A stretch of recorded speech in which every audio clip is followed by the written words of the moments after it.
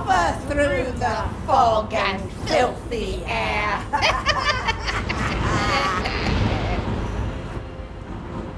When shall we three meet again, in thunder, lightning, or in rain? When the hurly-burly's done, when the battle's lost and won. That'll be ere the set of the sun. Where the place? Upon the heath. There to meet with Macbeth.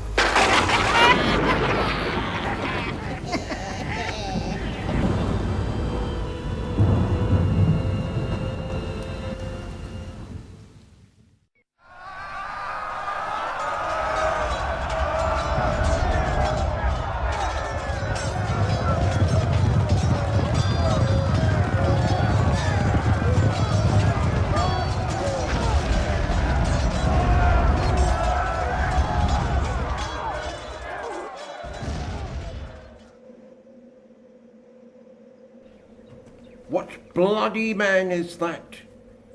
He can report as seemeth by his plight of the revolt, the newest state. This is the sergeant who, like a good and hardy soldier, fought against my captivity. Hail, brave friend! Say to the king the knowledge of the broil, as thou didst leave it. Doubtful it stood, the merciless MacDonald, a rebel from the western isles of Kerns and Gallowglasses, is supplied, and fortune on his damned quarrel smiling showed like a rebel's hall. For brave Macbeth, well he deserves that name, disdaining fortune with his brandished steel, which smoked with bloody execution like valour's minion, carved out his passage till he faced the slave, which ne'er shook hands, nor bade farewell to him, till he unseamed him from the nave to the chops, and fixed his head to the battlements. O valiant cousin, worthy gentleman! No sooner had justice had with valour armed compelled these skipping kerns to trust their heels, the Norwegian lord, surveying vantage, with furbished arms and new supplies of men, began a fresh assault. Dismayed not this our captains Banquo and Macbeth? They doubly redoubled strokes upon the foe, except they meant to bathe in reeking wounds, or memorise another Golgotha, I cannot tell, but I am faint, my gashes cry for help. So well thy words become thee as thy wounds. They smack of honour both. Go get him, surgeons. Who comes here? The worthy Thane of Ross. What a haste looks through his eyes! So should he look that seems to speak things strange. God save the king! Whence camest thou, worthy Thane? From Fife, great king. Norway himself, with terrible numbers, assisted by that most disloyal traitor, the Thane of Cawdor, began a dismal conflict, till that Bellona's bridegroom, lapped in proof, confronted him with self-comparisons, point against point, rebellious, arm against arm, curbing his lavish spirit, and to conclude, the victory fell on us. Great happiness! No more that Thane of Cawdor shall deceive our bosom interest. Go pronounce his present death, and with his former title greet Macbeth. I'll see it done. What he has lost, noble Macbeth has won.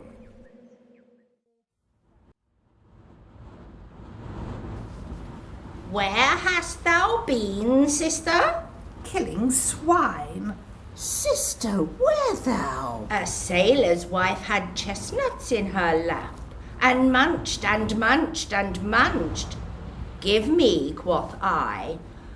Aroint thee, witch, the rump-fed Runyon cries.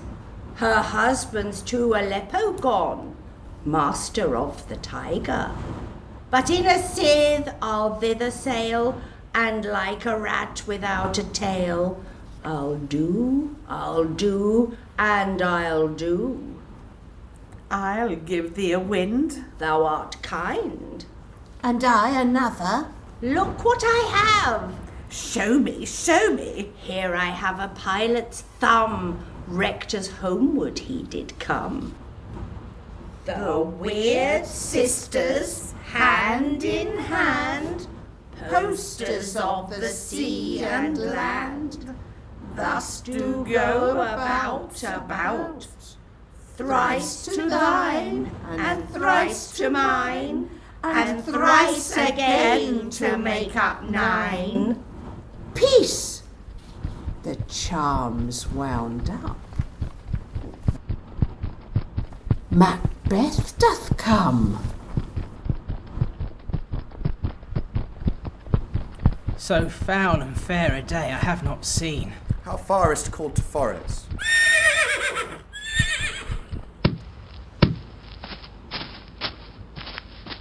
What are these so withered and so wild in their attire, that look not like inhabitants of the earth, and yet are on it? Live you, or are you aught that man may question?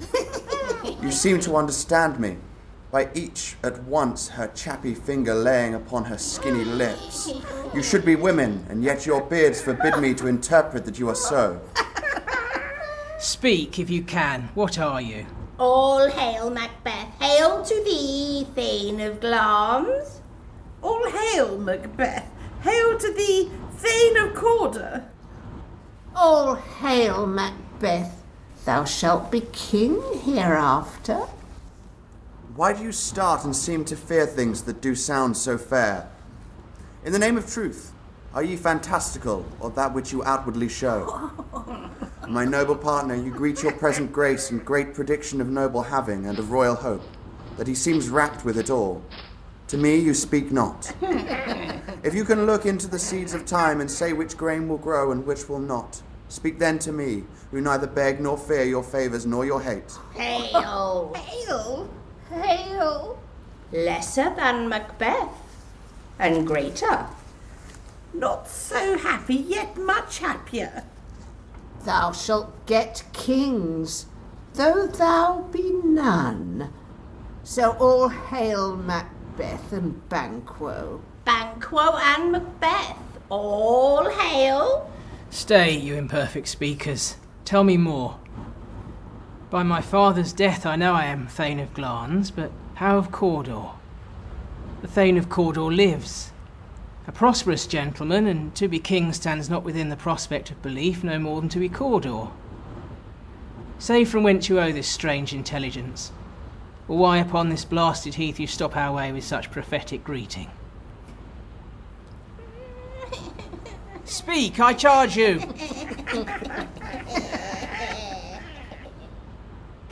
Whither are they vanished? Into the air, and what seemed corporal melted as breath into the wind. Would they have stayed? Were such things here as we do speak about? Or have we eaten on the insane route that takes the reason prisoner? Your children shall be kings. You shall be king. And Thane of Cawdor too, went it not so? To the self-same tune and words. Who's here? The king hath happily received, Macbeth, the news of thy success, and when he reads thy personal venture in the rebels' fight, his wonders and his praises do contend which should be thine or his. We are sent to give thee from our royal master thanks, only to herald thee into his sight, not pay thee. And for an earnest of a greater honour he bade me, from him, call thee Thane of Cawdor, in which addition, hail, most worthy Thane, for it is thine. What? Can the devil speak true? The Thane of Cawdor lives. Why do you dress me in borrowed robes? Who was the Thane lives yet, but under heavy judgments bears that life, which he deserves to lose, whether he was combined with those of Norway, or did line the rebel with hidden help and vantage, or that with both he laboured in his country's wreck, I know not. But treason's capital, confessed and proved, have overthrown him. Glamis and Thane of Cawdor. The greatest is behind. Thank you for your pains, gentlemen. Banquo, do you not hope your children shall be kings, when those that gave the Thane of Cawdor to me promised no less to them? That trusted Holme might yet enkindle you unto the crown, besides the Thane of Cawdor. But 'tis strange, and oftentimes to win us to harm the instruments of darkness, tell us truths. Win us with honest trifles to betray us in deepest consequence. Cousins, a word, I pray you. 2 truths are told as happy prologues to the swelling act of the imperial theme.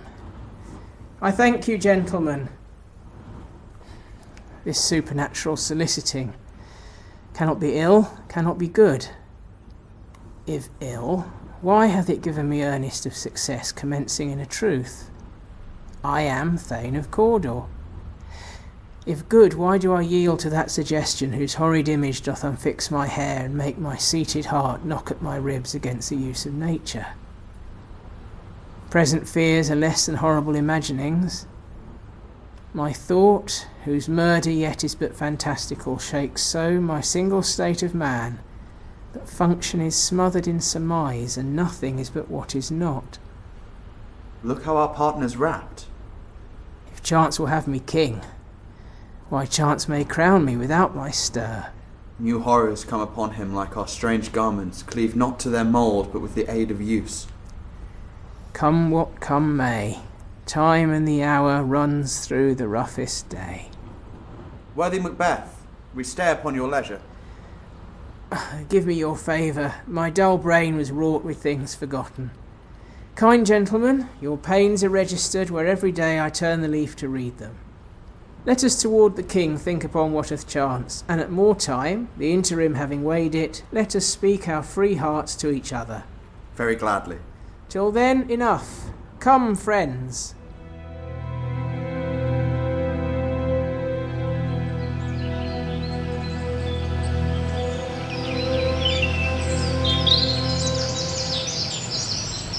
Is execution done on Cawdor?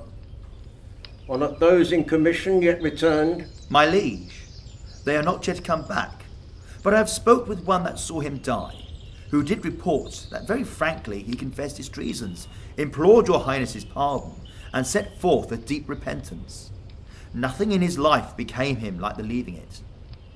He died as one that had been studied in his death, to throw away the dearest thing he owed, as 'twere a careless trifle. There's no art to find the mind's construction in the face. He was a gentleman on whom I built an absolute trust. O worthiest cousin, the sin of my ingratitude even now was heavy on me. Thou art so far before that swiftest thing of recompense is slow to overtake thee. But thou hast less deserved that the proportion both of thanks and payment might have been mine. More is thy due than more than all can pay. The service and loyalty I owe in doing it pays itself. Your highness's part is to receive our duties, and our duties are to your throne and state, children and servants, which do but what they should by doing everything safe toward your love and honour. Welcome hither. I have begun to plant thee, and will labour to make thee full of growing. Noble Banquo, that hast no less deserved, nor must be known no less to have done so, let me enfold thee and hold thee to my heart. There if I grow, the harvest is your own. We will establish our estate upon our eldest, Malcolm, whom we name hereafter the Prince of Cumberland, which honour must not unaccompanied invest him only, but all signs of nobleness like stars shall shine on all deservers. From hence to Inverness and bind us further to you. The rest is labour which is not used for you. I'll be myself the harbinger and make joyful the hearing of my wife with your approach. So humbly I take my leave. Thy worthy Cawdor. The Prince of Cumberland. That is a step on which I must fall down or else overleap, for in my way it lies. Stars, hide your fires. Let not light see my black and deep desires. The eye wink at the hand, yet let that be which the eye fears when it is done to see. True, worthy Banquo, he is full so valiant, and in his commendations I am fed. It is a banquet to me. Let's after him. Whose care is gone before to bid us welcome? It is a peerless kinsman.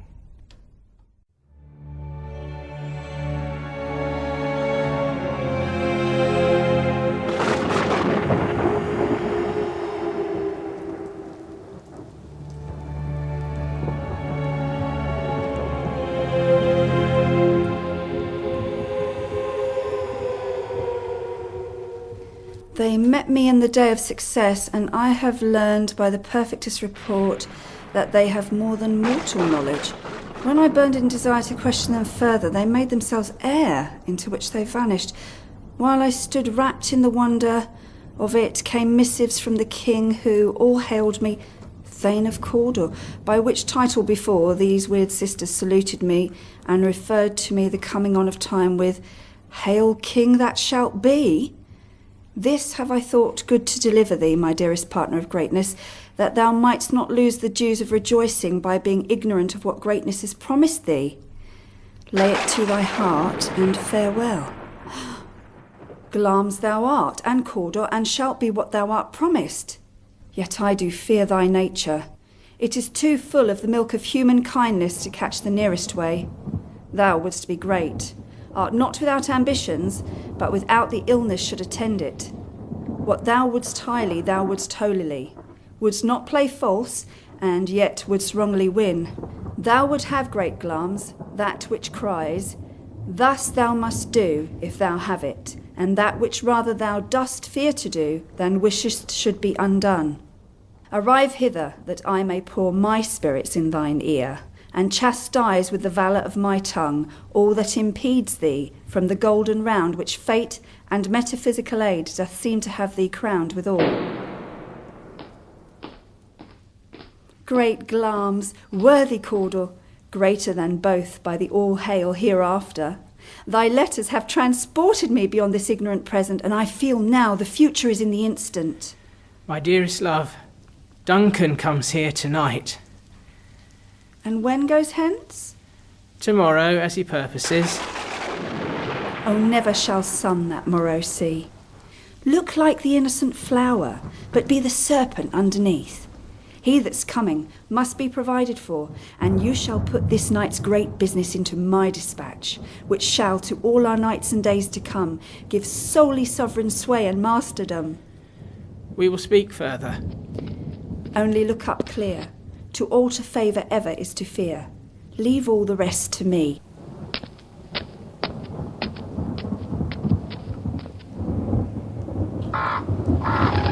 That raven himself is hoarse that croaks the fatal entrance of Duncan.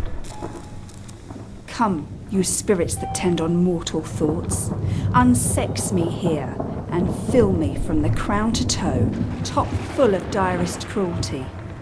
Make thick my blood. Stop up the access and passage to remorse, that no compunctious visitings of nature shake my fell purpose, nor keep peace between the effect and it. Come to my woman's breasts and take my milk for gall, you murdering ministers, wherever in your sightless substances you wait on nature's mischief. Come, thick night, and pull thee in the dunnest smoke of hell, that my keen knife see not the wound it makes, nor heaven peep through the blanket of the dark, to cry, hold, hold!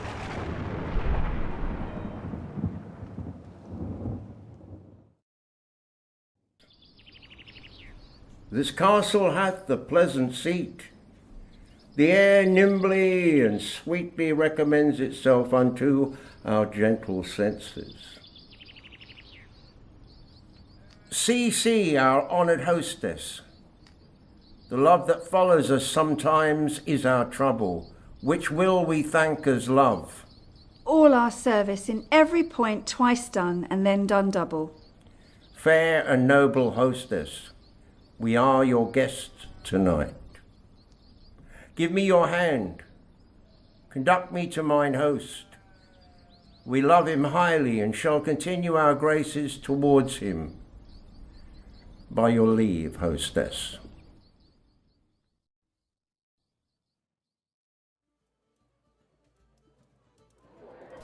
If it were done when 'tis done, then 'twere well it were done quickly. If the assassination could trammel up the consequence and catch with his surcease success. But in these cases we still have judgment here, that we but teach bloody instructions, which being taught return to plague the inventor. This even-handed justice commends the ingredients of our poisoned chalice to our own lips. He's here in double trust. First I'm his kinsman and his subject, strong both against the deed. Then as his host, I should against his murderer shut the door, not bear the knife myself.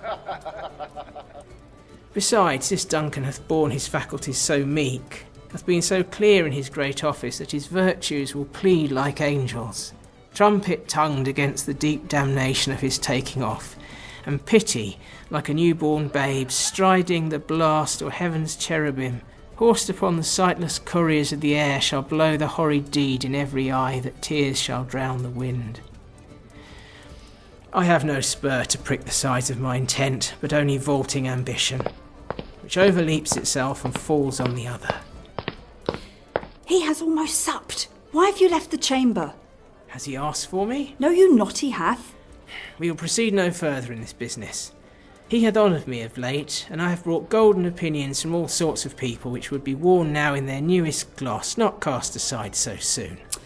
Was the hope drunk wherein you dressed yourself? Hath it slept since, and wakes it now to look so green and pale at what it did so freely? From this time such I account thy love. Art thou afeard to be the same in thine own act and valour as thou art in desire? Wouldst thou have that which thou esteemest the ornament of life, and live like a coward in thine own esteem, letting I dare not wait upon I would, like the poor cat in the adage? Prithee, peace. I dare do all that may become a man. Who does do more is none. What beast was it then that made you break this enterprise to me? When you durst do it, then you were a man, and to be more than what you were, you would be so much more the man. Nor time nor place did then adhere, and yet you would make both. They have made themselves, and that their fitness now does unmake you. I have given suck, and know how tender 'tis to love the babe that milks me. I would, while it was smiling in my face, have plucked the nipple from his boneless gums and dashed the brains out, had I so sworn as you have to this. If we should fail... Then we fail. But screw your courage to the sticking place, and we'll not fail.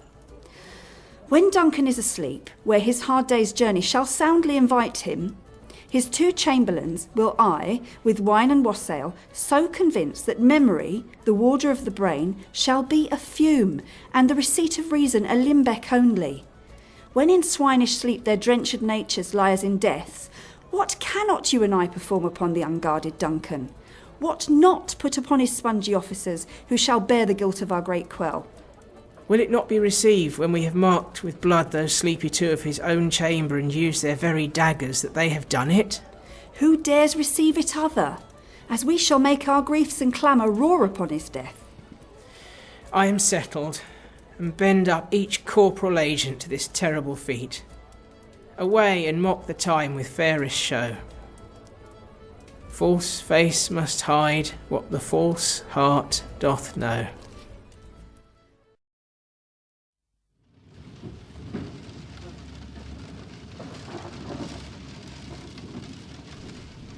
How goes this night, boy? The moon is down. I have not heard the clock.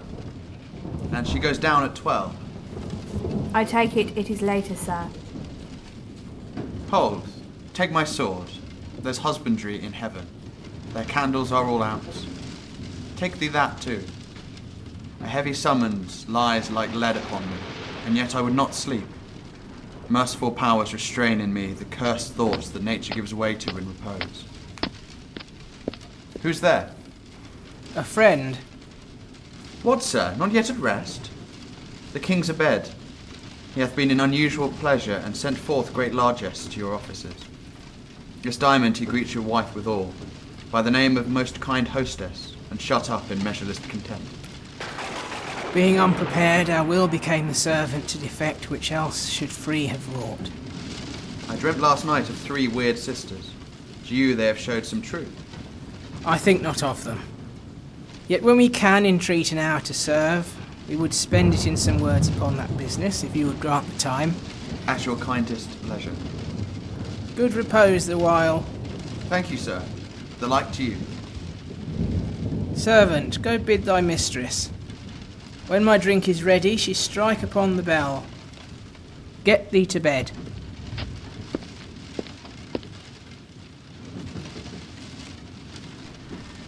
Is this a dagger which I see before me? The handle towards my hand? Come, let me clutch thee. I have thee not, and yet I see thee still. Art thou not fatal vision, sensible to feeling as to sight? Or art thou but a dagger of the mind, a false creation proceeding from the heat-oppressed brain? I see thee yet in form as palpable as my dagger which I now draw. Thou marshallest me the way that I was going, and such an instrument I was to use. Mine eyes are made the fools of the other senses, or else worth all the rest. I see thee still, and on thy blade and dudgeons gouts of blood which was not so before. There's no such thing. It is this bloody business which informs us to mine eyes. Now over the one half-world nature seems dead, and wicked dreams abuse the curtained sleep. Witchcraft celebrates pale Hecate's offerings and withered murder. Alarmed by his sentinel, the wolf, whose howls his watch thus with his stealthy pace moves like a ghost. Thou sure and firm set earth, hear not my steps, which way they walk, for fear thy very stones prate of my whereabouts, and take the present horror from the time which now suits with it. Whilst I threat, he lives.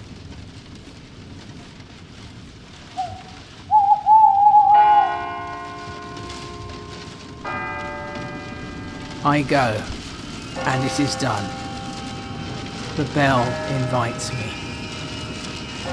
Hear it not, Duncan, for it is a knell that summons thee to heaven or to hell.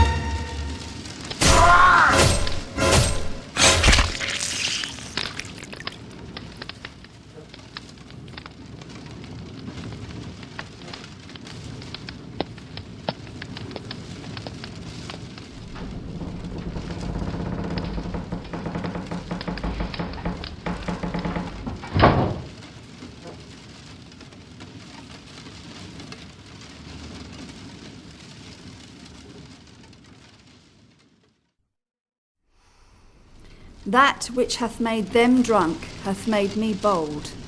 What hath quenched them hath given me fire. Hark! Peace. It was the owl that shrieked, the fatal bellman which gives the sternest good night. He is about it. The doors are open, and the surfeited grooms do mock their charge with snores. I have drugged their possets, that death and nature do contend about them whether they live or die. Alack, I am afraid they have waked, and 'tis not done. The attempt and not the deed confounds us. I laid their daggers ready, he could not miss them. Had Duncan not resembled my father as he slept, I'd have done it. My husband. I have done the deed. Didst thou not hear a noise? I heard the owl scream and the crickets cry. Did you not speak? When? Now. As I descended. These hands are a sorry sight. A foolish thought to say a sorry sight. As one did laugh in his sleep, and one cried murder, that they did wake each other. I stood and heard them, but they did say their prayers and address them again to sleep. There are two lodged together.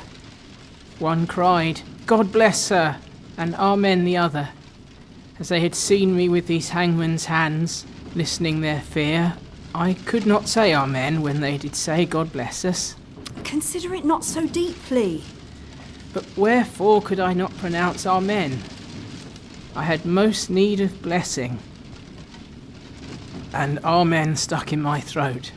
These deeds must not be thought after these ways. It will make us mad. Methought I heard a voice cry, Sleep no more, Macbeth does murder sleep.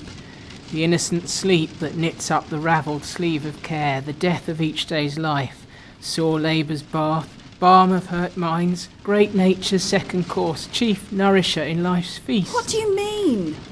Still it cried, Sleep no more to all the house, Glamis hath murdered sleep, and therefore Cawdor shall sleep no more, Macbeth shall sleep no more. Who was it that thus cried?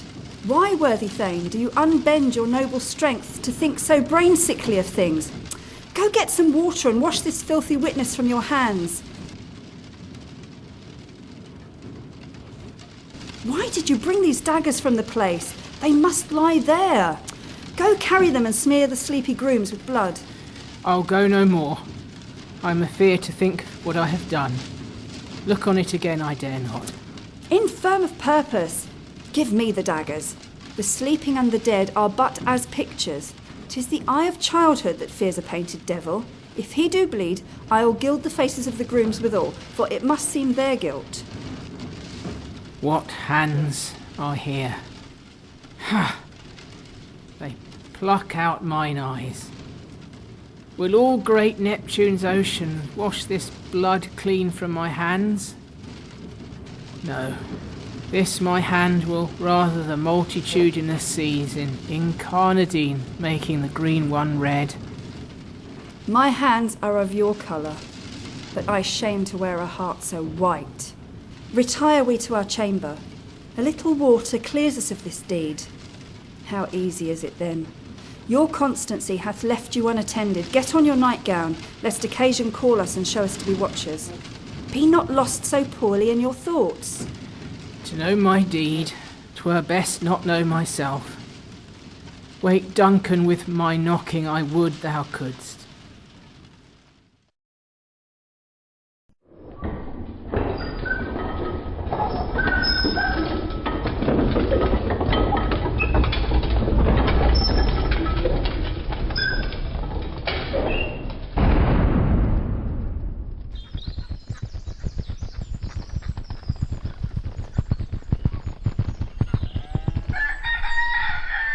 Was it so late, friend, ere you went to bed, that you do lie so late? Faith, sir, we were carousing till the second cock, and drink, sir, is a great provoker of three things. What three things does drink especially provoke? Marry, sir, nose painting, sleep and urine. Lechery, sir, it provokes and unprovokes. It provokes the desire, but takes away the performance. Therefore much drink may be said to be an equivocator with lechery. It makes him, and it mars him. It sets him on, and it takes him off. It persuades him, and disheartens him. It makes him stand to, and not stand to. In conclusion, equivocates him in a sleep, and giving him the lie, leaves him. I believe drink gave thee the lie last night. That it did, sir. I had the very throat on me. But I requited him for his lie, and I think being too strong for him, though it took up my legs sometimes, yet I made a shift to cast him. Is thy master stirring? Our knocking has awakened him. Here he comes. Good morrow, noble sir. Good morrow both. Is the king stirring, worthy Thane? Not yet. He did command me to call timely on him. I have almost slipped the hour. I'll bring you to him. I know this is a joyful trouble to you, but yet 'tis one. The labour we delight in physics pain. This is the door. I'll make so bold to call, for 'tis my limited service. Goes the king hence today? He does. He did appoint so. The night has been unruly, and where we lay, our chimneys were blown down, as they say, lamentings heard in the air, strange screams of death, and prophesying with accents terrible of dire combustion and confused events new hatched to the woeful times. The obscure bird clamoured the livelong night. Some say the earth was feverous and did shake. 'Twas a rough night. My young remembrance cannot parallel a fellow to it. Oh, horror! Horror! Horror! Tongue nor heart cannot conceive nor name thee. What's the matter? Confusion now hath his masterpiece. Most sacrilegious murder hath broke open the Lord's anointed temple and stole thence the life of the building. What is it you say? The life? Approach the chamber and destroy your sight with a new Gorgon. Do not bid me speak. See, and then speak yourself. Awake! Awake! Ring the alarm bell. Murder and treason. Banquo and Donalbain, Malcolm, awake! Shake off this downy sleep, death's counterfeit, and look on death itself. Up, up! As from your graves rise up, and walk like sprites to countenance this horror. Ring the bell! What's the business that such a hideous trumpet calls to parley the sleepers of this house? Speak! Speak! Oh, gentle lady, 'tis not for you to hear what I can speak. The repetition in a woman's ear would murder as it fell. Oh, Banquo, Banquo! Our royal master's murdered! 2 inebriated guards within his chamber still lie in a half-sleep. I take my leave a moment to look upon the scene, and with my sword shall I slit their murdering throats. Woe! Alas! What, in our house? Too cruel anywhere. Dear Duff, I prithee contradict thyself and say it is not so. Your royal father is murdered. Oh, by whom? Those in his chamber, as it seemed, had done it. Their hands and faces were smeared with blood. So were their daggers, which unwiped we found upon their pillows. They stared and were distracted. No man's life was to be trusted with them. Oh, yet I do repent me of my fury that I just killed them. Wherefore did you so? Who can be wise, amazed, temperate, and furious, loyal and neutral in a moment? No man. The expedition my violent love outrun the pauser. Reason. Here lay Duncan, his silver skin laced with his golden blood, and his gashed stabs looked like a breach in nature for ruin's wasteful entrance. And there the murderers, steeped in the colours of their trade, their daggers unmannily breached with gore. Who could refrain that had a heart to love, and in that heart courage to make such love known? Help me hence. Oh, look to the lady. Why do we hold our tongues, that most may claim this argument for ours? What should be spoken here? Where our fate, hid in an auger hole, may rush and seize us. Let's away, our tears are not yet brewed. Nor our strong sorrow upon the foot of motion. And when we have our naked frailties hid, that suffer in exposure, let us meet and question this most bloody piece of work, to know it further. Fears and scruples shake us. In the great hand of God I stand, and thence, against the undivulged pretence I fight, of treasonous malice. And so do I. So all. Let's briefly put on manly readiness and meet in the hall together. Well contended. What will you do? Let's not consort with them to show an unfelt sorrow is an office which the false man does easy. I'll to England. To Ireland. Where we are, there's daggers in men's smiles. The near in blood, the nearer bloody. This murderous shaft that shot hath not yet lighted, and our safest way is to avoid the aim. Therefore to horse, and let us not be dainty of leave taking, but shift away. There's warrant in that theft which steals itself when there's no mercy left.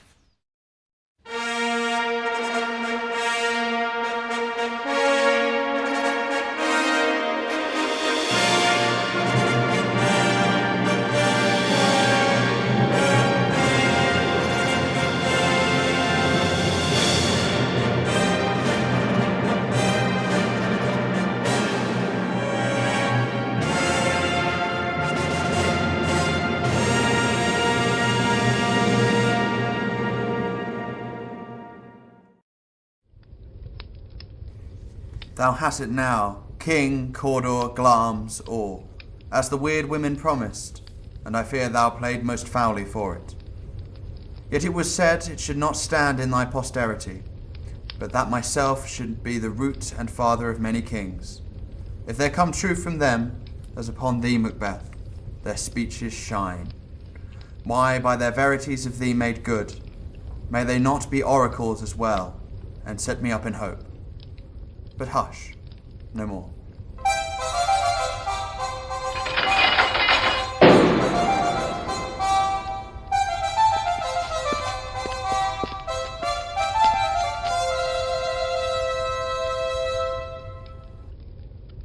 Here's our chief guest. If he had been forgotten, it has been as a gap in our great feast, and all thing unbecoming. Tonight we hold a solemn supper, sir, and I'll request your presence. Let your highness command upon me, to which my duties are with a most indissoluble tie for ever knit. Ride you this afternoon? Aye, my good lord. We should have else desired your good advice, which still hath been both grave and prosperous in this day's council. But we'll take tomorrow. Is it far you ride? As far, my lord, as will fill up the time twixt this and supper. Go not, my horse, the better. I must become a borrower of the night for a dark hour or twain. Fail not our feast. My lord, I will not. We hear our bloody cousins are bestowed in England and in Ireland, not confessing their cruel parricide, filling their hearers with strange invention. But of that tomorrow, when therewithal we shall have cause of state craving us jointly. Hie you to horse, adieu, till you return at night. Goes Fleance with you? Aye, my good lord, our time does call upon us. I wish your horses swift and sure of foot, and so I do commend you to their backs. Farewell, Banquo. Let every man be master of his time till 7 at night. To make society the sweeter welcome, we will keep ourselves till supper time alone. While then, God be with you. A word with you. Attend those men our pleasure. They are, my lord, without the palace gate. Bring them before us. To be thus is nothing, but to be safely thus. Our fears in Banquo stick deep, and in his royalty of nature reigns that which should be feared. 'Tis much he dares, to that dauntless temper of his mind he hath a wisdom that doth guide his valour to act in safety. There is none but he whose being I do fear, and under him my genius is rebuked, as it is said Mark Antony's was by Caesar. He chid the sisters when first they put the name of king upon me, and bade them speak to him.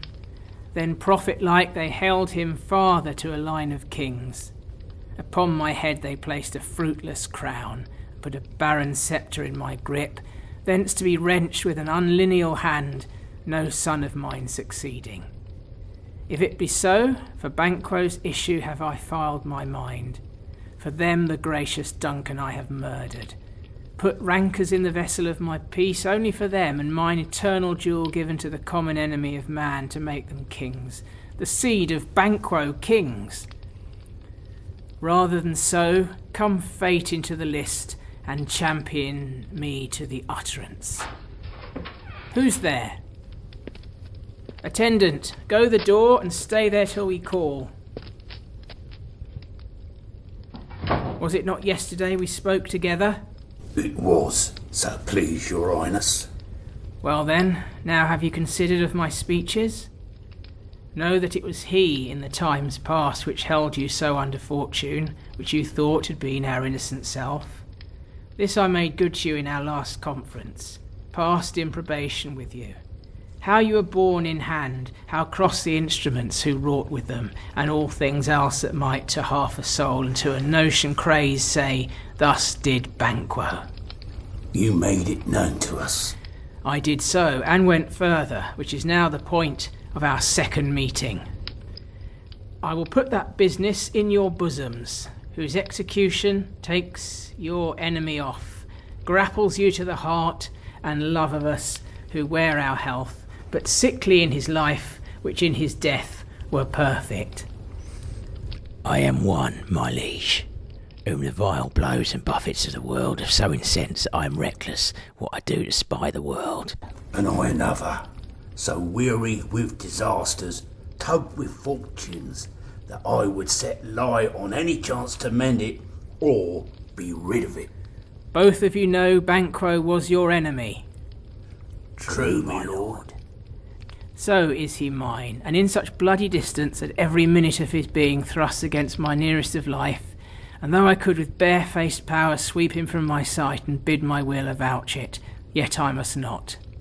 For certain friends that are both his and mine, whose loves I may not drop, but wail his fall, who I myself struck down.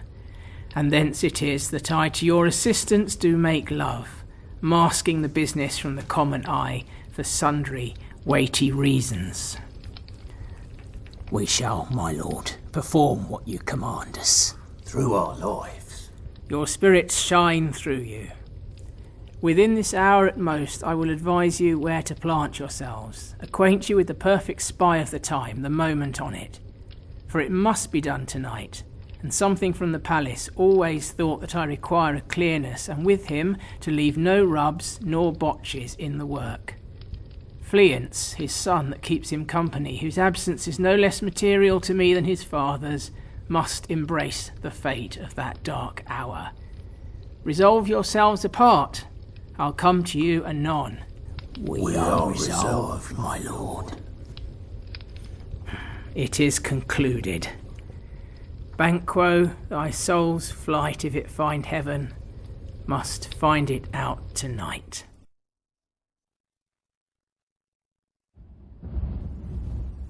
Is Banquo gone from court? I, madam, will return again tonight. Say to the king I would attend his leisure for a few words. Madam, I will. Naught's had, all's spent. Where our desire is got without content, 'tis safer to be that which we destroy, than by destruction dwell in doubtful joy. How now, my lord? Why do you keep alone of sorriest fancies your companions making, using those thoughts which should indeed have died with them they think on? Things without all remedy should be without regard. What's done is done. We have scotched the snake, not killed it. She'll be close and be herself, whilst our poor Malice remains in danger of her former tooth. But let the frame of things disjoint, both the worlds suffer. Here we will eat our meal in fear and sleep, in the affliction of those terrible dreams that shake us nightly. Better be with the dead, whom we to gain our peace have sent to peace, than on the torture of the mind to lie in restless ecstasy. Duncan is in his grave. After life's fitful fever he sleeps well. Treason has done its worst. Nor steel, nor poison, malice, domestic, foreign, levy, nothing can touch him further. Sleek over your rugged looks. Be bright and jovial among your guests tonight. So shall I, love, and so I pray be you. Let your remembrance apply to Banquo. Present him eminence both with eye and tongue. Unsafe the while that we must lave our honours in these flattering streams, and make our faces vixards to our hearts, disguising what they are. You must leave this. Oh, full of scorpions is mind, dear wife. Thou knowest that Banquo and his fleance lives. There shall be done a deed of dreadful note. What's to be done?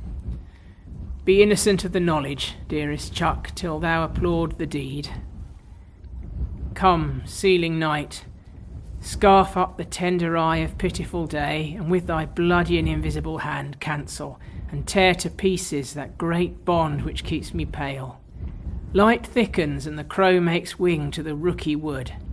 Good things of day begin to droop and drowse, while night's black agents to their prey do rouse. Thou marvellest at my words, but hold thee still. Things bad begun make strong themselves by ill. So prithee, go with me.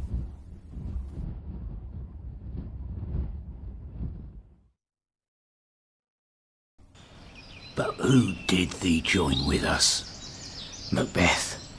He needs not our mistrust, since he delivers our offices and what we have to do to the direction just. Then stand with us, The west yet glimmers with some streaks of day. Now spurs and lated traveller pace to gain the timely inn, and near approaches the subject of our watch. Hark, I hear horses. Give us a light there, ho! Then 'tis he. The rest that are within the note of expectation are already in the court. A light, 'tis he. Stand to it. It will be rain tonight. Let it come down.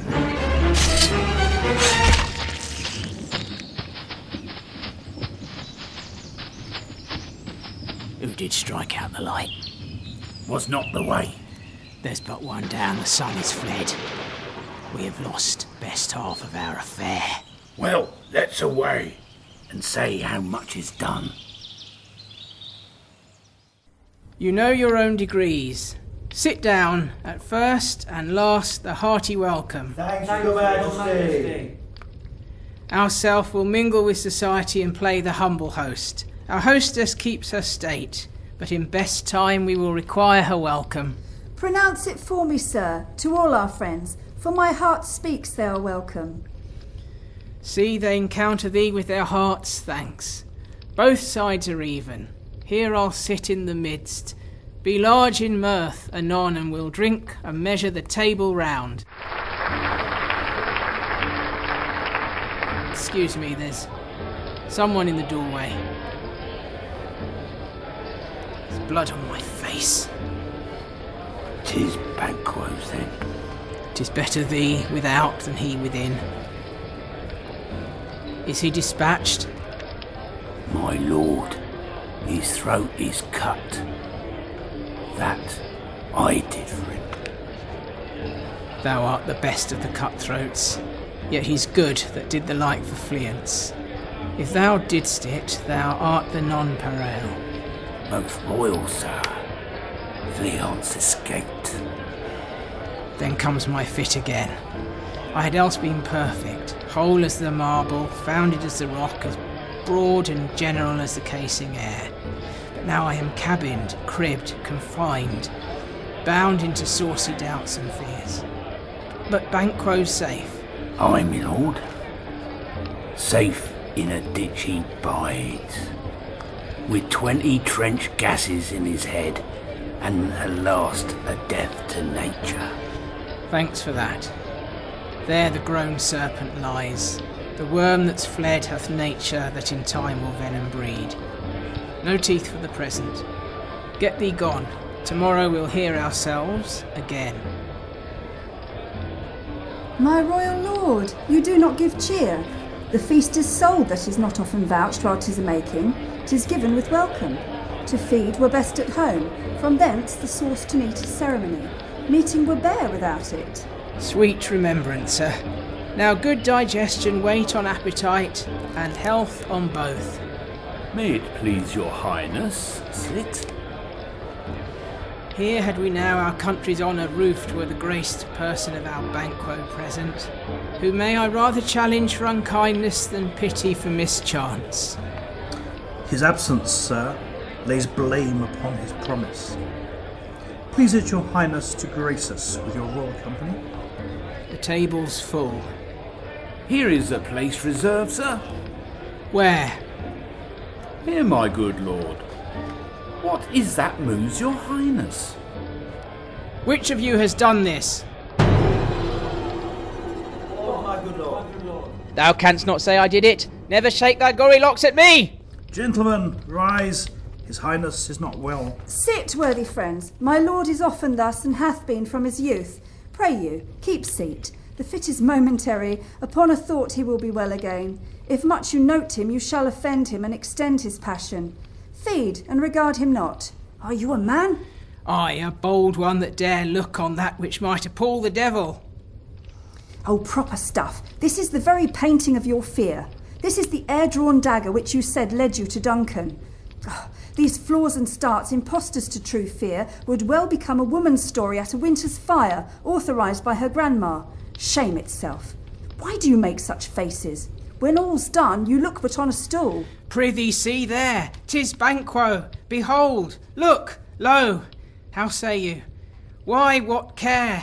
If thou canst nod, speak too. If charnel houses and our graves must send those that we bury back, our monument shall be moors of kites. What, quite unmanned in folly? If I stand here, I saw him. Fie for shame. Blood hath been shed here now, in the olden time, ere human statue purged the gentle wheel. Aye, and since too, murders have been performed too terrible for the ear. The times have been that when the brains were out, the man would die, and there an end. But now they rise again with 20 mortal murders on their crowns and push us from our stools. This is more strange than such a murder is. My worthy lord, your noble friends do lack you. I do forget. Do not muse at me, my most worthy friends. I have a strange infirmity which is nothing to those that know me. Come, love and health to all, then I'll sit down. Give me some wine, fill full. I drink to the general joy of the whole table and to our dear friend Banquo, whom we miss. Would he were here. To all and him we thirst, and all to all. Our duties at the play. Avaunt, and quit my sight! Let the earth hide thee. Thy bones are marrowless, thy blood is cold. Thou hast no speculation in those eyes which thou dost glare with. Think of this, good peers, but a thing of custom. 'Tis no other, only it spoils the pleasures of the time. Hence, horrible shadow, unreal mockery, hence!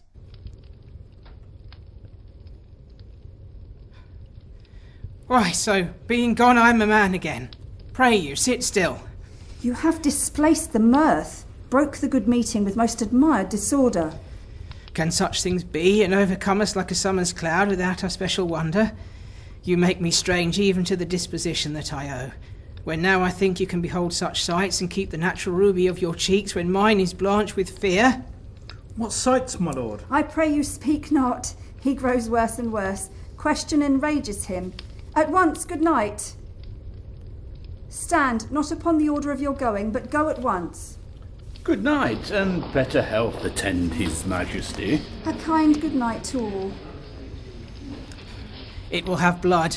They say blood will have blood. Stones have been known to move and trees to speak. Augurs and understood relations have by maggot pies and chuffs and rooks brought forth the secretest of man's blood.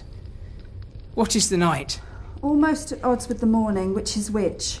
How sayest thou that Macduff denies his person at our great bidding? Did you send to him, sir? I hear it by the way, but I will send. There's not a one of them, but in this house I keep a servant feed. I will tomorrow, and betimes I will to the weird sisters. More shall they speak, for now I am bent to know by the worst means, the worst. For mine own good, all causes shall give way. I'm in blood stepped in so far that should I wade no more, returning were as tedious as go over. Strange things that I have in head that will to hand, which must be acted ere they may be scanned. You lack the season of all natures, sleep. Come, will to sleep. My strange and self-abuse is the initiate fear that wants hard use. We are yet but young indeed.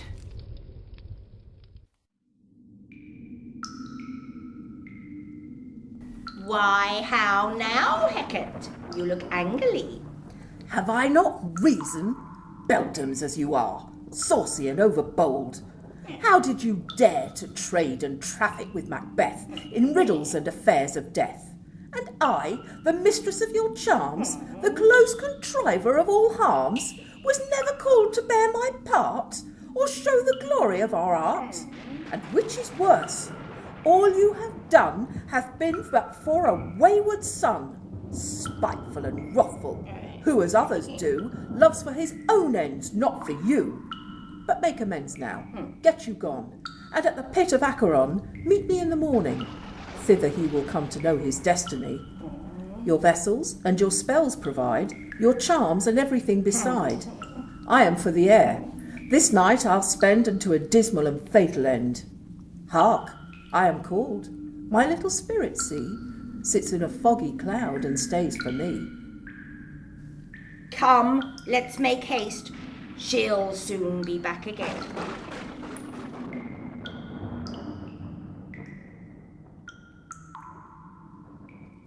Thrice the brindled cat hath mewed. Thrice and once the heg pig whined. Harpier cries, "'Tis time, 'tis time!" Round about the cauldron go, in the poisoned entrails throw. Toad that under coldstone days and nights hath 31 sweltered venom, sleeping got, boil thou first in the charmed pot. Double, double, toil and trouble, fire burn and cauldron bubble. Fillet of the fenny snake, in the cauldron boil and bake. Eye of newt and toe of frog, wool of hat and tongue of dog, adder's fork and blindworm's sting, lizard's leg and owlet's wing, for a charm of powerful trouble, like a hell broth boil and bubble. Double, double, toil and trouble, fire burn and cauldron bubble. Scale of dragon, tooth of wolf, witch's mummy, maw and gulf of the ravined salt sea shark, root of hemlock digged in the dark, liver of blaspheming Jew, gall of goat and slips of yew silvered in the moon's eclipse, nose of Turk and Tartar's lips, finger of birth strangled babe, ditch delivered by a drab. Make the gruel thick and slab, and thereto a tiger's chaudron for the ingredients of our cauldron. Double, double, toil and trouble, fire burn and cauldron bubble. Cool it with a baboon's blood, then the charm is firm and good. Oh, well done. I commend your pains, and everyone shall share in the gains. And now about the cauldron sing, live elves and fairies in a ring, enchanting all that you put in. By the pricking of my thumbs, something wicked this way comes. Open locks, whoever knocks. How now, you secret black and midnight hags? What is it you do? A deed without a name? I conjure you, by that which you profess, however you come to know it, answer me. Speak. Demand.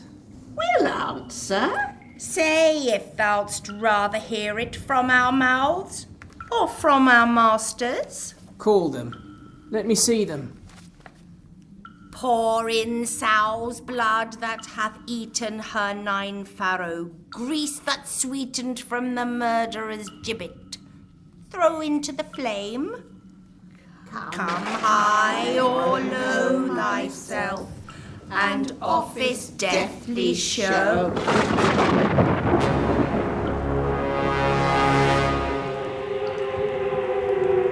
An apparition. Tell me, thou unknown power. He knows thy thought. Hear his speech, but say thou naught. Macbeth, beware, McNeill, beware, Thane of Fife. Dismiss me, enough. Whatever thou art, for thy good caption, thanks. Thou hast harped my fear aright, but one word more. He will not be commanded. Hear another more potent than the first.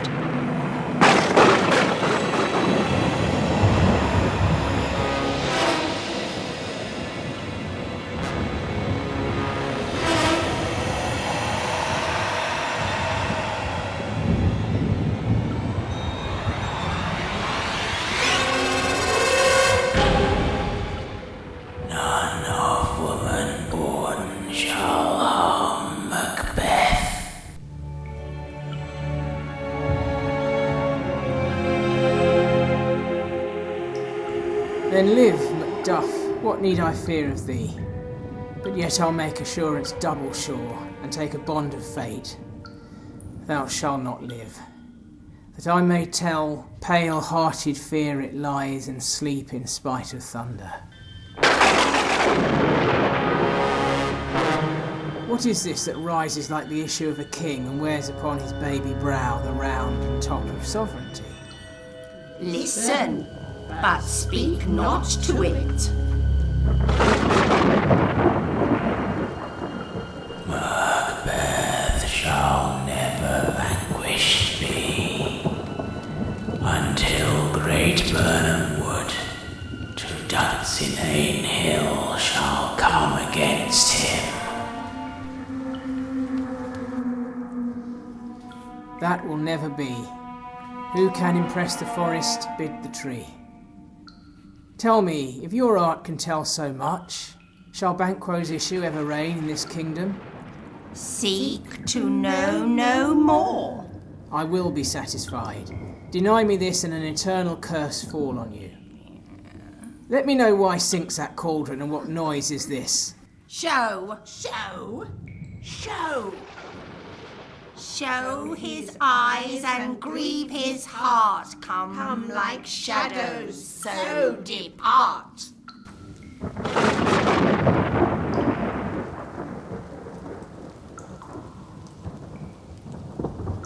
Filthy hags, why do you show me this?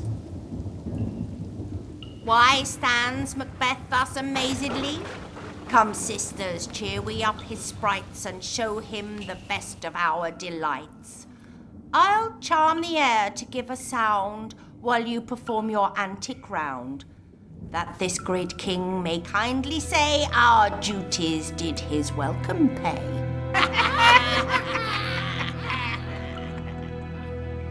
Where are they? Gone? Let this pernicious hour stand I accursed in the calendar. Come in without there.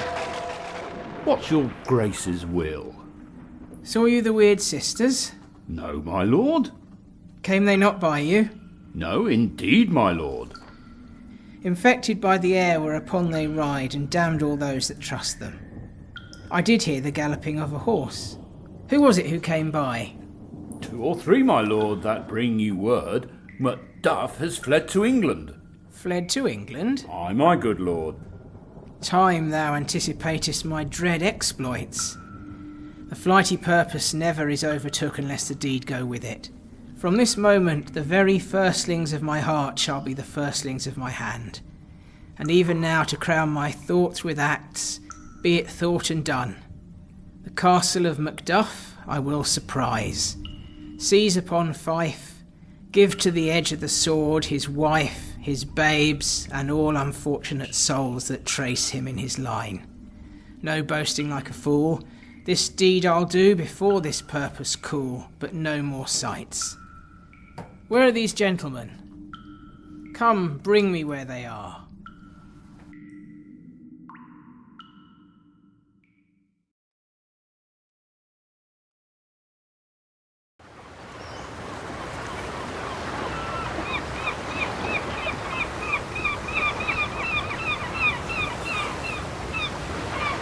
What had he done to make him fly the land?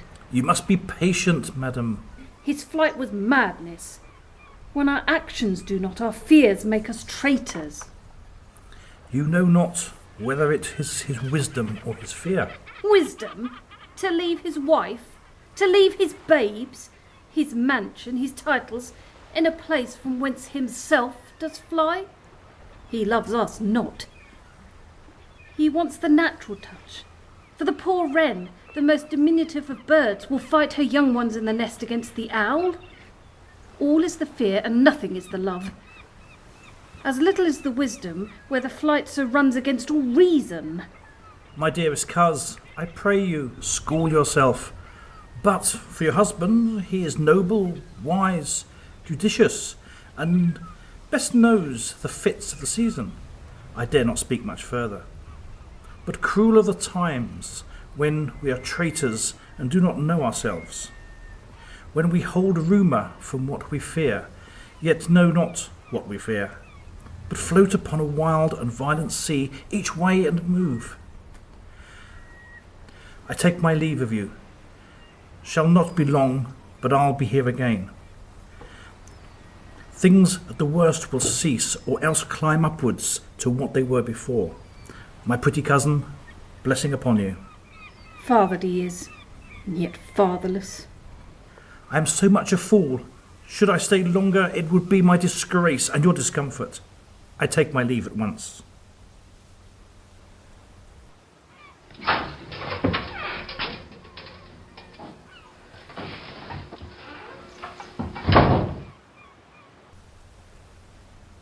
Syra, your father's dead. What will you do now? How will you live? As birds do, mother. My father is not dead, for all you're saying. Yes, he is dead. How wilt thou do for a father? Was my father a traitor, mother? Aye, that he was. What is a traitor? Why, one who swears and lies. And be all traitors that do so? Everyone that does so is a traitor and must be hanged. And must they all be hanged that swear and lie? Every one. Who must hang them? Why, the honest man. Then the liars and swearers are fools, for there are liars and swearers enough to beat the honest man and hang them up. Oh, God help thee, poor monkey. How wilt thou do for a father? If he were dead, you would weep for him. If you were not, it were a good sign that I should quickly have a new father. Poor prattler, how thou talkest.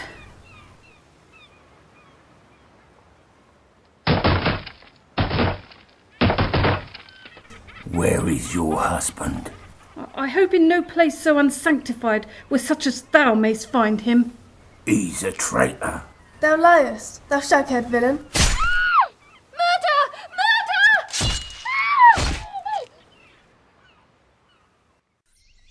Let us seek some desolate shade, and there weep our sad bosoms empty. Let us rather hold fast the mortal sword, and like good men bestride our downfall and birth them. Each new morn, new widows howl, new orphans cry, new sorrows strike heaven on the face, that it resounds as if it felt with Scotland and yelled out like syllable of dollar. This tyrant whose sole name blisters our tongues was once thought honest. You have loved him well. He hath not touched you yet. I am young, but something you may deserve of him through me, and wisdom to offer up a weak, poor, innocent lamb to appease an angry god. I am not treacherous. But Macbeth is. I have lost my hopes. Perchance, even then, where I did find my doubts. Why in that rawness left you wife and child? Bleed, bleed, poor country. Great tyranny, lay thou thy bases sure. For goodness dare not check thee, wear thou thy wrongs, the title is afeard. Fare thee well, lord, I would not be the villain that thou thinkest, for the whole space that's in the tyrant's grasp and the rich east to boot. Be not offended. I speak not as in absolute fear of you. I think our country sinks beneath the yoke. It weeps, it bleeds, and each day a new gash is added to her wounds. I think withal there would be hands uplifted in my right, and here from gracious England have I offer of goodly thousands. Yet for all this, when I shall tread upon the tyrant's head or wear it on my sword, yet my poor country shall have more vices than it had before, more suffer in more sundry ways than ever by him that shall succeed. What should he be? It is myself I mean, in whom I know all the particulars of vice so grafted that when they shall be opened, black Macbeth will seem as pure as snow, and the poor state esteem him as a lamb, being compared with my confineless arms. Not in the legions of horrid hell can come a devil more damned in evils to top Macbeth. I grant him bloody, luxurious, avaricious, false, deceitful, sudden, malicious smacking of every sin that has a name. But there's no bottom, none to my voluptuousness. Your wives, your daughters, your matrons, and your maids could not fill up the cistern of my lust, and my desire, all continent impediments, would overbear that did oppose my will. Better Macbeth than such a one to reign. Boundless intemperance in nature is a tyranny. It has been the untimely emptying of the happy throne and the fall of many kings. But fear not yet to take upon you what is yours. You may convey your pleasures in a spacious plenty, and yet seem cold. The time you may so hoodwink.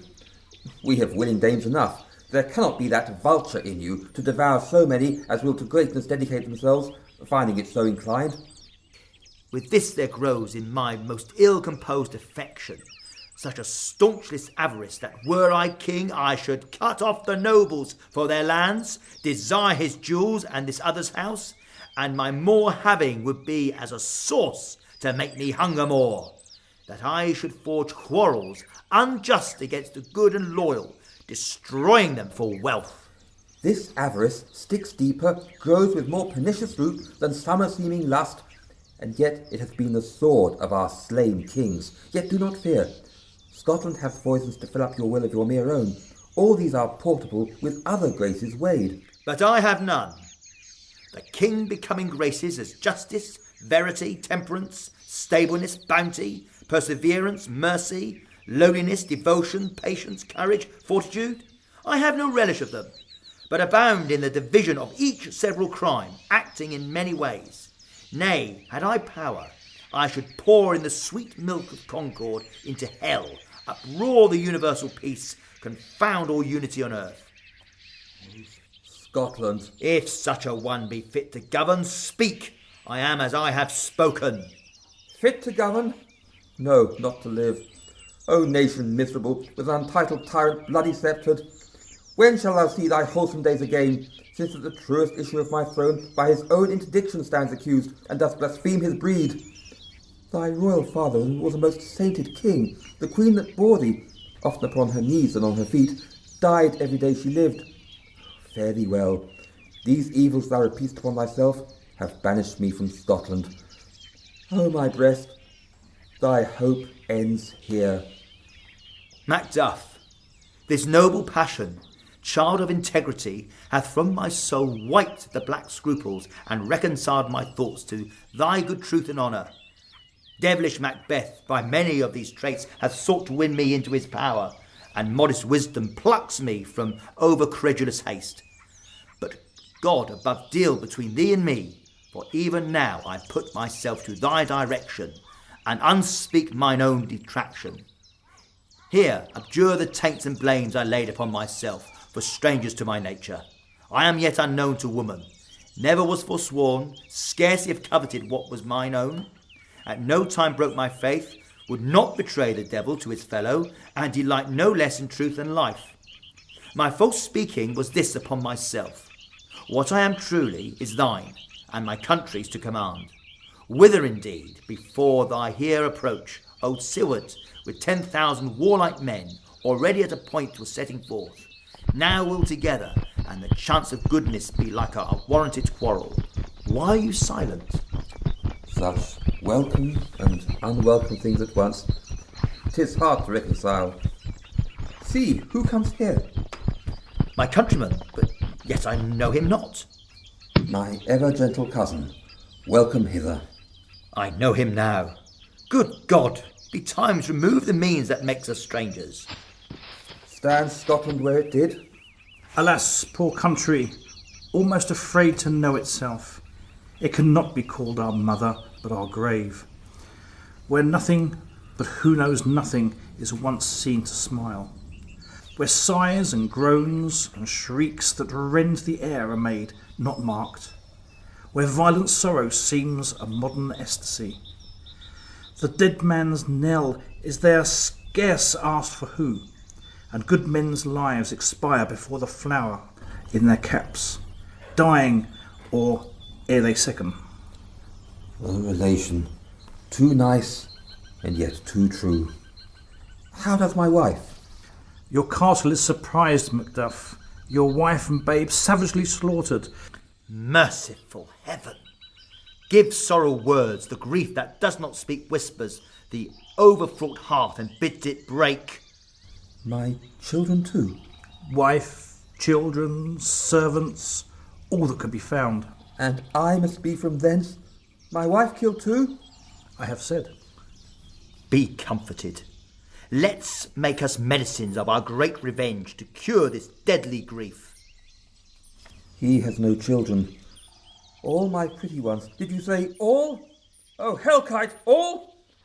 What, all my pretty chickens and their dam at one fell swoop? Dispute it like a man. I shall do so, but I must also feel it as a man. I cannot but remember such things were the most precious to me. Did heaven look on and would not take their part? Sinful Macduff, they were all struck for thee. Not that I am, not for their own demerits, but for mine, fell slaughter on their souls. Heaven rest them now. Be this the whetstone of your sword. Let grief convert to anger. Blunt not the heart, enrage it. Oh, I could play the woman with mine eyes and braggart with my tongue, but gentle heavens cut short all intermission. Front to front bring thou this fiend of Scotland and myself within my sword's length set him. If he escape, heaven forgive him too. This tune goes manly. Come, go we to the king. Our power is ready. Our lack is nothing but our leave. Macbeth is ripe for shaking, and the powers above put on their instruments. Receive what cheer you may. The night is long that never finds the day.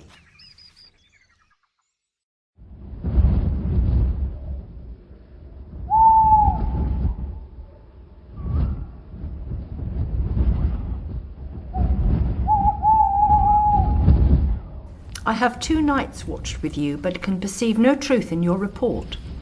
When was it she last walked? Since His Majesty went into the field, I have seen her rise from bed, throw her nightgown upon her, unlock her closet, take forth paper, fold it, write upon it, read it, afterwards seal it, and again return to bed. Yet all this while in a most fast sleep. A great perturbation in nature, to receive at once the benefit of sleep and do the effect of watching. In this slumber agitation, besides her walking and actual performances, what at any time have you heard her say? Here she comes. This is her very guise, and upon my life fast asleep. She has a light by her continually. 'Tis her command. You see her eyes are open? But their sense is shut. What is it she does now? Look how she rubs her hands. Yet here's a spot. Hark, she speaks. I will set down what comes from her to satisfy my remembrance the more strongly. Out, damn spot. Out, I say. 1, 2. Why then 'tis time to do it. Hell is murky. Fie, my lord, fie. A soldier and a feared? What need we fear? Who knows it, when none can call our power to account? Yet, who would have thought the old man to have had so much blood in him? Do you mark that? The Thane of Fife had a wife. Where is she now? What? Will these hands ne'er be clean? No more of that, my lord. No more of that. You mar all with this starting. Go to, go to. You have known what you should not. She has spoken what she should not. I am sure of that. Heaven knows what she has known. Here's the smell of the blood. Still, all the perfumes of Arabia will not sweeten this little hand. Oh, oh. What a sigh is there? The heart is sorely charged.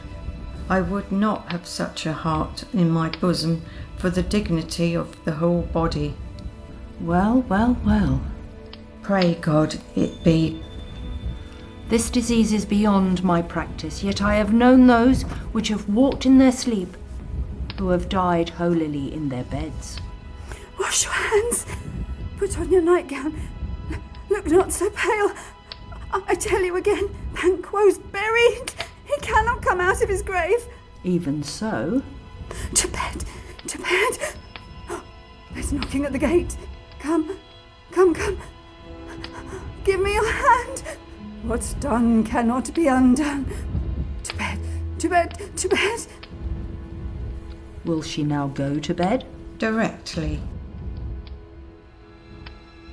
Foul whisperings are abroad.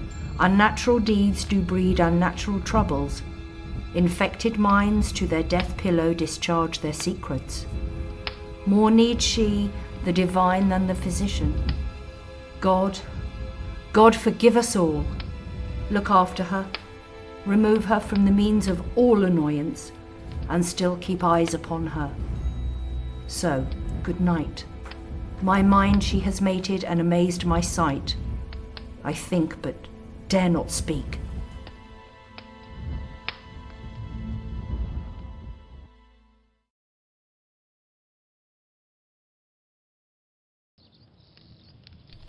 Bring me no more reports. Let them fly all till Burnham Wood remove to Dunsinane. I cannot taint with fear. What's the boy? Malcolm? Was he not born of woman? The spirits that know all mortal consequences have pronounced me thus. Fear not, Macbeth. No man that's born of woman shall ever have power upon thee. Then fly, false thanes, and mingle with the English epicures. The mind I sway by and the heart I bear shall never sag with doubt nor shake with fear. The devil damn thee, black, thou cream-faced loon. Where gotst thou that goose look? There is 10,000. Geese, villain? Soldiers, sir. What soldiers, wayface? The English force, so please you. Take thy face hence.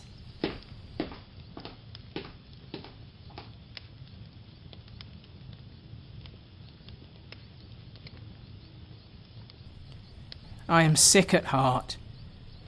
This push will cheer me ever or deceit me now. I have lived long enough. My way of life is fallen into the sear. The yellow leaf and that which should accompany old age as honour, love, obedience, troops of friends I must not look to have, but in their stead, curses, not loud but deep, mouth honour, breath which the poor heart would fain deny and dare not. Satan! What is your gracious pleasure? What news more? All is confirmed, my lord, which was reported. I'll fight till from my bones my flesh be hacked. Give me my armour. 'Tis not needed yet. I'll put it on. Send out more horses. Scur the country round. Hang those that talk of fear. Give me mine armour. How does your patient, doctor? Not so sick, my lord, as she is troubled to think coming fancies that keep her from her rest. Cure her of that. Canst thou not minister to a mind diseased?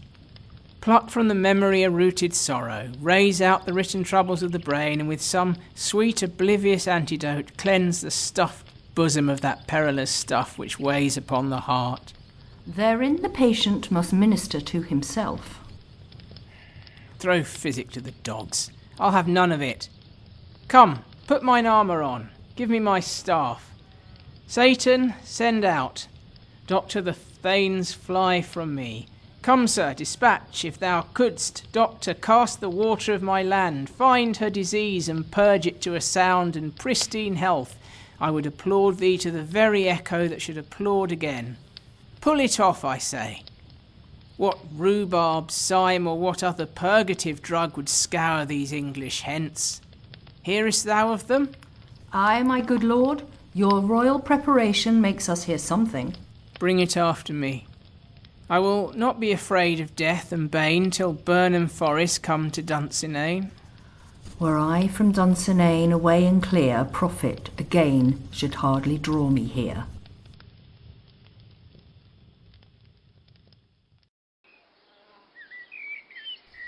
Cousins, I hope the days are near at hand that Chambers will be safe. What wood is this before us? The wood of Burnham. Let every soldier hew him down a bough and bear it before him. Thereby shall we shadow the numbers of our host and make discovery err in report of us. We learn no other but the confident tyrant keeps us still in Dunsinane, and will endure our setting down before it. 'Tis his main hope, for where there is advantage to be gone, Both more and less have given him the revolt, and none serve with him but constrained things whose hearts are absent too. Let our just censures attend the true event, and put we on industrious soldiership. The time approaches that will, with due decision, make us know what we shall say we have and what we owe. Thoughts speculative their unsure hopes relate, but certain issue strokes must arbitrate, towards which advances war.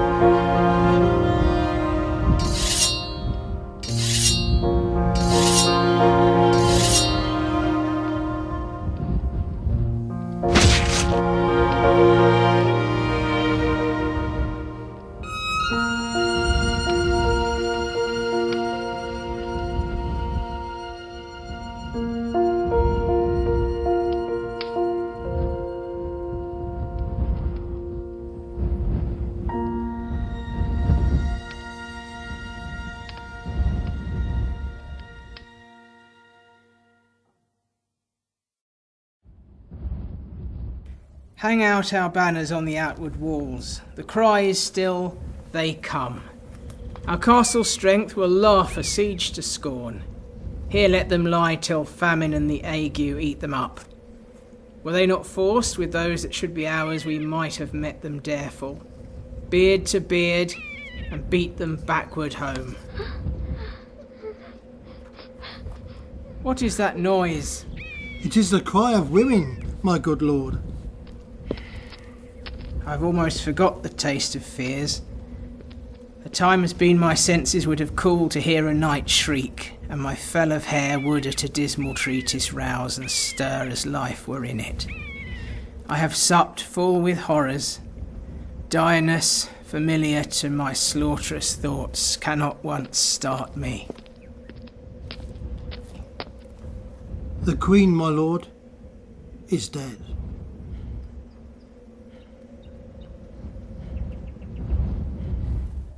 She should have died hereafter. There would have been time for such a word. Tomorrow. And tomorrow. And tomorrow. Creeps in this petty pace from day to day to the last syllable of recorded time. All our yesterdays have lighted fools the way to dusty death. Out, out, brief candle. Life's but a walking shadow, a poor player that struts and frets his hour upon the stage and then is heard no more.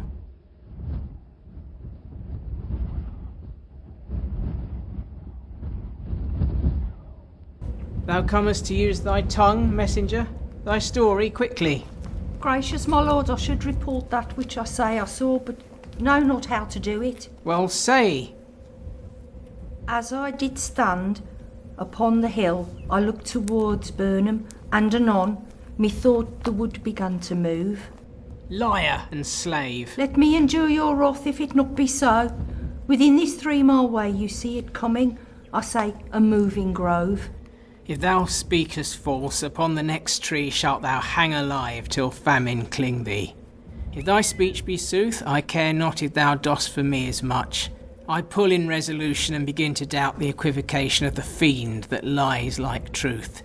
Fear not till Burnham wood do come to Dunsinane, and now a wood comes towards Dunsinane. Arm, and out! If this which he avouches does appear, there is nor flying hence nor tarrying here. I gin to be a-weary of the sun, and wish the estate of the world were now undone. Ring the alarum bell, blow wind, come rack.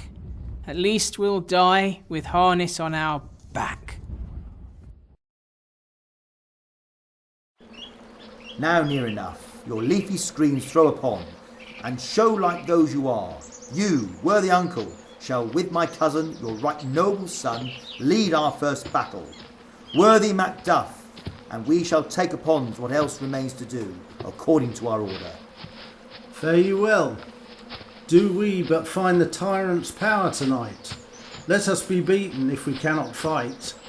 Make all our trumpets speak. Give them all breath, those clamorous harbingers of blood and death. They have tied me to a stake. I cannot fly, but bear-like I must fight the course. What's he that was not born of woman?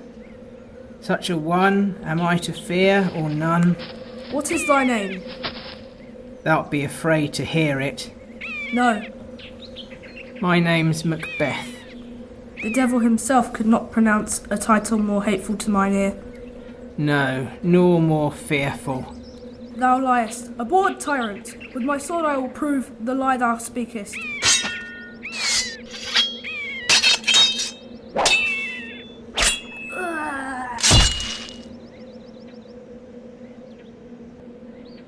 That way the noises! Tyrant! Show thy face! If thou beest slain, and with no stroke of mine, my wife and children's ghosts will haunt me still. I cannot strike at wretched kerns, whose arms are hired to bear their slaves. Either thou, Macbeth, or else my sword with an unbutted edge I sheath again undeeded. Dare thou shouldst be, by this great clatter, one of greatest note seems bruited. Let me find him, Fortune, and more I beg not. This way, my lord. The castle's gently rendered. The tyrant's people on both sides do fight. The nobles' thanes do bravely in the war. The day almost in self professes yours, and little is to do. We have met with foe that strike beside us.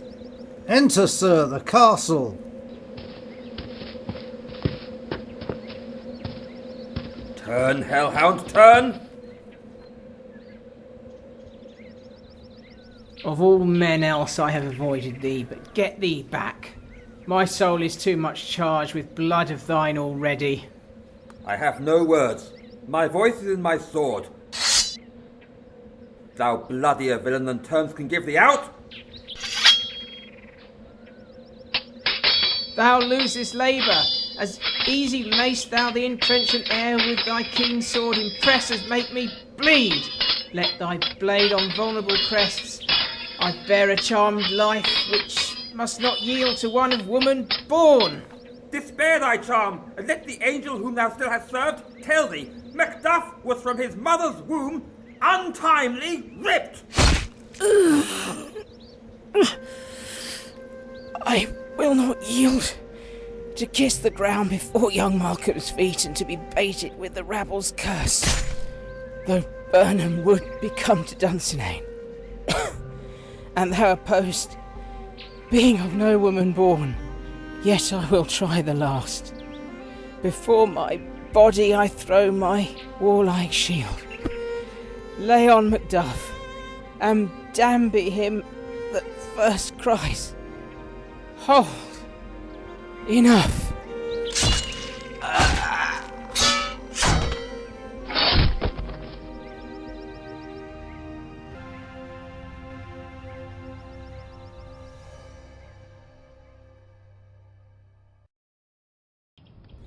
I would the friends we missed were safe arrived. Some must go off, and yet, by these I see so great a day, as this is cheaply bought. Macduff is missing, and your noble son. Your son, my lord, has paid a soldier's debt. He only lived but till he was a man, the which no sooner had his prowess confirmed in the unshrinking station where he fought, but like a man he died. Then he is dead? Aye, and brought off the field. Your cause of sorrow must not be measured by his worth, for then it hath no end. Had he his hurts before? Aye, on the front. Why then, God soldier be he. Had I as many sons as I have hairs, I would not wish them to a fairer death. And so his knell is knolled. He's worth more sorrow, and that I'll spend for him. He is worth no more. They say he parted well and paid his score. And so, God be with him. Here comes newer comfort. Hail, King! For so thou art. Behold where stands the usurper's cursed head. The time is free. I see thee compassed with my kingdom's pearl, that speak my salutation in their minds, whose voices I desire aloud as mine. Hail, King of Scotland!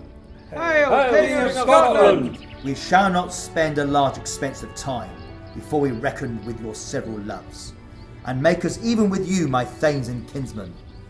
Henceforth be earls, the first of ever Scotland, in such an honour named. What's more to do, which would be planted newly with the time, as calling home our exiled friends abroad, that fled the snares of watchful tyranny, producing forth the cruel ministers of this dead butcher and his fiend-like queen, who, as 'tis thought, by self and violent hands took off her life. This, and what needful else that calls upon us by the grace of grace, we will perform in measure, time and place. Though thanks to all at once, and to each one whom we invite to see us crowned at Scone.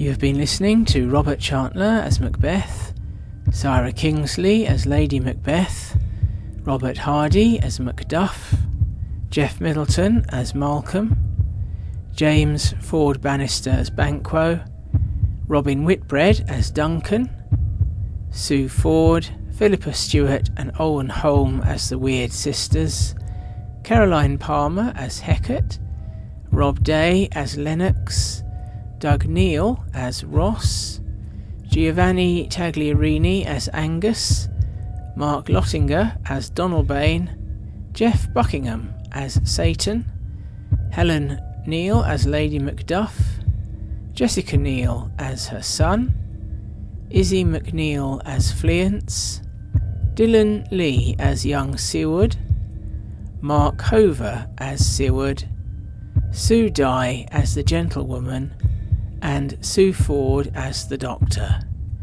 Other parts were played by members of the company.